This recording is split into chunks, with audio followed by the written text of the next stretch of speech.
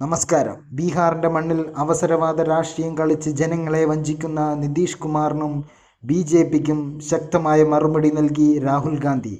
രാഹുൽ ഗാന്ധി നയിക്കുന്ന ഭാരത് ജോഡോ ന്യായ് യാത്രയുടെ ഭാഗമായി ബീഹാറിലെ പുരേനയിൽ സംഘടിപ്പിച്ച മഹാറാലിയിൽ ഒഴുകിയെത്തിയത് 3 ലക്ഷത്തോളം ജനങ്ങൾ. ബീഹാറിന്റെ മണ്ണിൽ അവസരവാദ രാഷ്ട്രീയം കളിക്കുന്ന നിതീഷ് കുമാറിനുള്ള ശക്തമായ താക്കീതാണ് രാഹുൽ ഗാന്ധി നൽകിയത്. വരും നാളുകളിലും ബീഹാറിന്റെ മണ്ണിൽ വലിയൊരു ജനസാഗരം സൃഷ്ടിച്ചുകൊണ്ട് വരുന്ന ലോക്സഭാ തെരഞ്ഞെടുപ്പുകളിൽ ബി.ജെ.പിയെയും നിതീഷ് കുമാറിൻ്റെയും ബീഹാറിന്റെ മണ്ണിൽ നിന്നും കെട്ടുകെട്ടിക്കാൻ ഒരുങ്ങുകയാണ് കോൺഗ്രസും ആർ.ജെ.ഡിയും ഒന്നിക്കുന്ന മഹാസഖ്യം.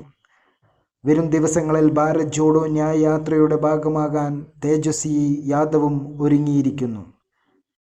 ബീഹാറിൽ അവസരവാദ രാഷ്ട്രീയം കളിച്ച് ജനങ്ങളെ വഞ്ചിക്കുന്ന നിതീഷ് കുമാറിന് വരുന്ന ലോക്സഭാ തെരഞ്ഞെടുപ്പിൽ ബീഹാറിൽ ജനങ്ങൾ ശക്തമായ മറുപടി നൽകുമെന്നും നിതീഷിൻ്റെ അവസരവാദ രാഷ്ട്രീയത്തെ പിഴുതെറിയും ബീഹാറിൻ്റെ മണ്ണിൽ നിന്നും രാഹുൽ ഗാന്ധി മഹാറാലിയിൽ അഭിസംബോധന ചെയ്തു.